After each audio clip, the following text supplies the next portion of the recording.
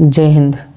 और आज हम बात करेंगे रेडियो सक्रियता। रेडियो सक्रियता होती क्या है, इससे संबंधित कुछ महत्वपूर्ण प्रश्न। रेडियोधर्मिता की खोज किसने की? रेडियोधर्मिता की जो खोज है वह किसने की? रदरफोर्ड ने, हेनरी बेक्वेरेल ने, रोएंटजन ने या फिर आइंस्टीन ने? तो इसका जो सही जवाब बनेगा वह है हेनरी बेक्वेरेल ने। रदरफोर्ड ने किसकी खोज की? अल्फ़ा बीटा गामा किरणों की।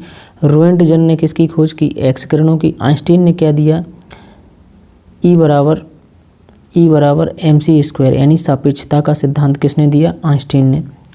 अगला सवाल बनेगा रेडियो सक्रियता किसका गुण है? रेडियो सक्रियता जो है किसका गुण है? इलेक्ट्रॉनों का, प्रोटॉनों का, न्यूट्रॉनों का या फिर नाभिक का? तो जो रेडियो सक्रियता है वह किसका गुण है? नाभिक का। रेडियो सक्रियता किसका गुण है? नाभिक का। अगला प्रश्न है रेडियो सक्रिय परिवर्तन में भाग लेता है। रेडियो सक्रिय परिवर्तन में भाग लेता है परमाणु के संयोजी इलेक्ट्रॉन, परमाणु के कोर इलेक्ट्रॉन, परमाणु का नाभिक या फिर कोई नहीं? तो रेडियो सक्रिय परिवर्तन में जो भाग लेता है वह कौन है? तो सही जवाब बनेगा परमाणु के कोर इलेक्ट्रॉन, परमाणु के कोर इलेक्ट्रॉन। अगला सवाल है रेडियोधर्मिता का यूनिट क्या है? रेडियोधर्मिता का यूनिट क्या है?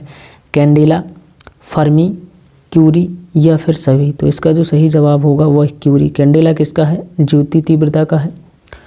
अगला सवाल है रेडियोधर्मी तत्व किसका उत्सर्जन करते हैं?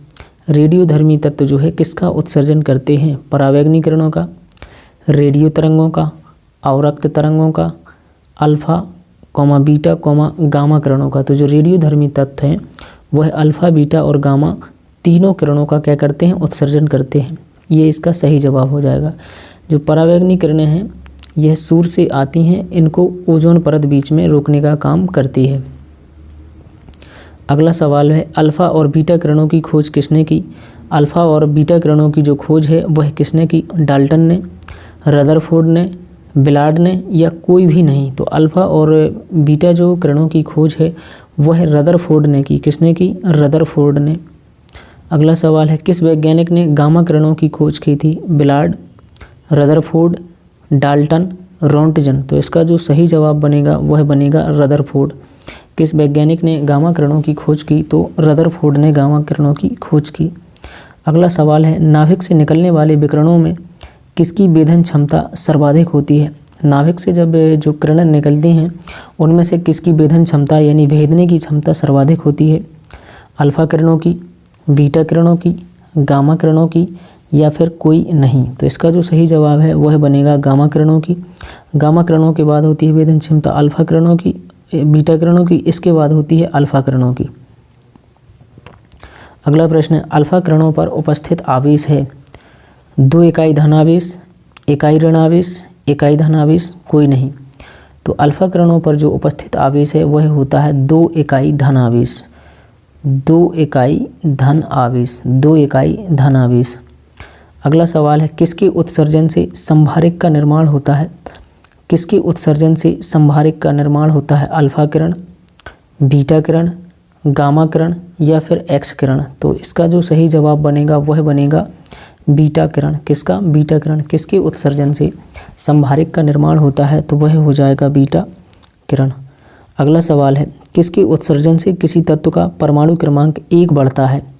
किसके उत्सर्जन से किसी तत्व का जो परमाणु क्रमांक है वह 1 बढ़ता है? अल्फ़ा कण, बीटा कण, न्यूट्रॉन या फिर प्रोटॉन? तो इसका सही जवाब हो जाएगा बीटा कण। बीटा कण के उत्सर्जन से किसी भी तत्व का जो परमाणु क्रमांक है वह 1 बढ़ता है। अगला सवाल है इलेक्ट्रॉन का समरूप कौन है? इलेक्ट्रॉन का समरूप कौन है? अल्फ़ा कण, बीटा कण, गामा किरण या फिर एक्स किरणें? तो इसका जो सही जवाब है वह बनेगा बीटा कण। इलेक्ट्रॉन का समरूप कौन है? बीटा कण। अगला प्रश्न है गामा किरणें हैं, जो गामा किरणें हैं वह क्या है? उच्च ऊर्जा वाली विद्युत चुम्बकीय तरंगें, उच्च ऊर्जा वाली विद्युत चुम्बकीय तरंगें, उच्च ऊर्जा वाले इलेक्ट्रॉन, निम्न ऊर्जा वाले इलेक्ट्रॉन या फिर सभी? तो जो गामा किरणें हैं वे हैं उच्च ऊर्जा वाली विद्युत चुम्बकीय तरंगें, उच्च ऊर्जा वाली विद्युत चुम्बकीय तरंगें। अगला प्रश्न है समस्त रेडियो सक्रिय पदार्थ क्षय होने के पश्चात किसमें अंतिम रूप से बदल जाते हैं? जो समस्त रेडियो सक्रिय पदार्थ हैं वो क्षय होने के पश्चात किसमें अंतिम रूप से बदल जाते हैं? कोरेंडम, सीसा, कैडमियम या फिर जस्ता। तो इसका जो सही जवाब बनेगा वह बनेगा सीसा। सीसा में बदल जाते हैं। किस रेडियो एक्टिव तत्व का नाम उसके खोजकर्ता के देश के नाम पर रखा गया है? किस रेडियो एक्टिव तत्व का जो नाम है उसके खोजकर्ता के देश के नाम पर रखा गया है? Radium, uranium, polonium, palladium. तो इसका जो सही जवाब बनेगा वह बनेगा पोलोनियम। क्या बनेगा? पोलोनियम। अगला प्रश्न है, कौन सा एक रेडियो एक्टिव तत्व नहीं है? एस्टेटिन, फ्रांसियम, ट्राइटियम, जर्कोनियम। कौन सा एक रेडियो एक्टिव तत्व नहीं है? तो इसका सही जवाब हो जाएगा जर्कोनियम। क्या है? एक रेडियो एक्टिव तत्व नहीं है। जर्कोनियम क्या है? एक रेडियो एक्टिव तत्व नहीं है। सबसे पहले रेडियो सक्रियता शब्द का प्रयोग किसने किया था? हेनरी बेकवेल ने, मैडम क्यूरी ने, रदरफोर्ड ने या फिर डी ब्रोगली ने? जो सबसे पहले रेडियो सक्रियता शब्द का प्रयोग है वह हेनरी बेकवेल ने किया था। किसने किया था? हेनरी बेकवेल ने किया था। अगला प्रश्न है, परमाणु बम का आविष्कार किसने किया? परमाणु जो बम है उसका आविष्कार किसने किया? मैडम क्यूरी, ऑटो हान, पियरे क्यूरी या फिर आइंस्टीन? तो परमाणु बम का जो आविष्कार है वह किसने किया? ऑटो हान ने। किसने किया? ऑटो हान ने। परमाणु शक्ति संयंत्र किस सिद्धांत पर काम करता है? जो परमाणु शक्ति संयंत्र है वह किस सिद्धांत पर काम करता है? विखंडन पर, संलयन पर या तापीय दहन पर या फिर इन सभी पर? तो सही जवाब बनेगा इसका विखंडन पर। अगला प्रश्न है, कोबाल्ट 60 आमतौर पर विकिरण चिकित्सा में प्रयुक्त होता है क्योंकि यह उत्सर्जित करता है।